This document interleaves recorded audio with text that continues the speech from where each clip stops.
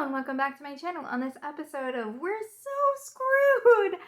Our infrastructure is crap, our internet security is garbage, and we need to do something about this before we end up in more trouble than we already are, because people are freaking out about the Colonial pipeline shutdown. It is back up as of today. After 6 days, it's back up, but there is gas shortages everywhere, and it doesn't just affect your pump. Don't get me wrong, getting gas in my area is virtually impossible because people are hoarding, but it also affects airlines, heat, pretty much anything where you would use gas has been affected by this hack.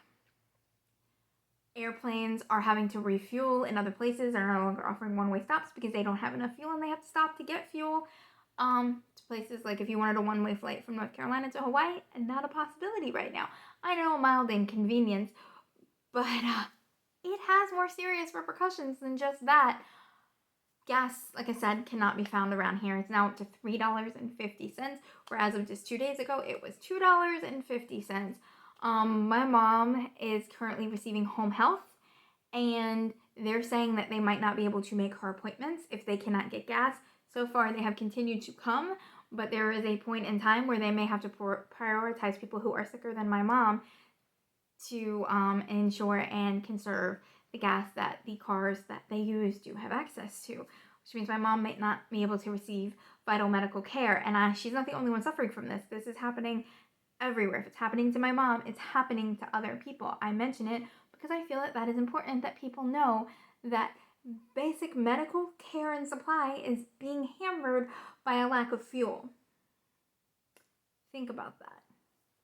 All right, so what we know about the Colonial Pipeline hack is that the Colonial Pipeline supports about 45 to 50% of the gas on the East Coast. And when the hackers got in, they got access to corporate data that they are threatening to release unless they are paid. To this point in time, we don't know what the ransom number is. We know that it's astronomically high and probably the highest ransom demand for oil and for that kind of hack in American history.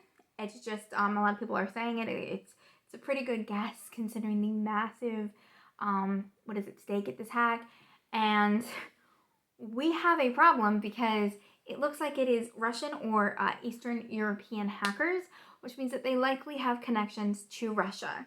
We already know that a few months ago, Russia got into our electrical grid, and there's a possibility that terrifies me that they could end up getting into our electrical grid and shutting it down. Imagine if they pulled this trick with the electrical grid, but Russia is known to have hackers do their dirty work. They'll protect them and they'll fund them, but they won't be connected to the government to do their dirty work.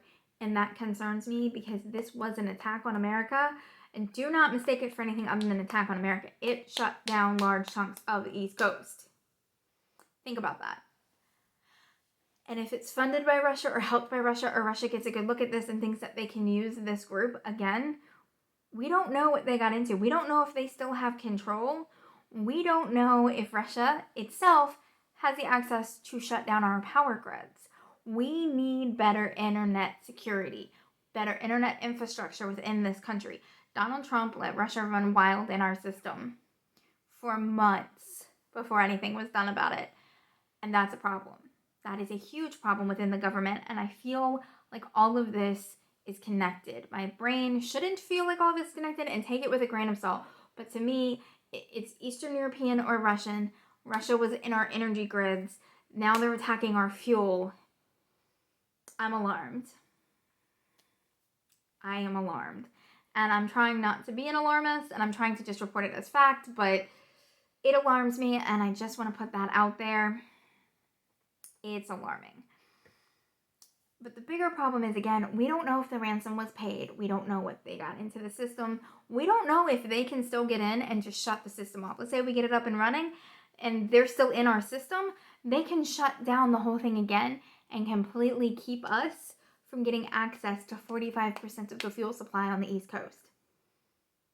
45%, which again affects everything from airlines to home health. We have to get this hacking under control because again, they were in our power grid system. We've had hackers in our power grid system. We've had hackers in our emergency alert systems in Texas. We've had them in hospitals. This is becoming a real problem within the United States, and something needs to be done about it. Biden has, again, done an executive order, but I'm not sure if it's too little, too late.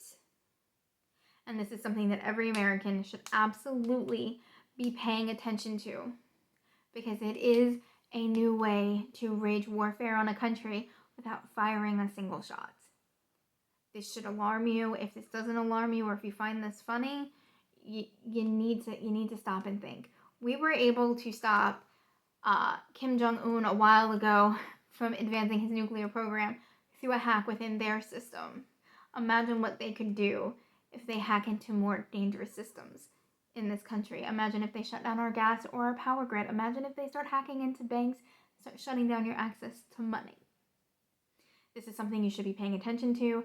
The colonial pipeline, I'm afraid, is only just the beginning, and we need to be looking out for these kinds of attacks. All right, guys, I will see you later.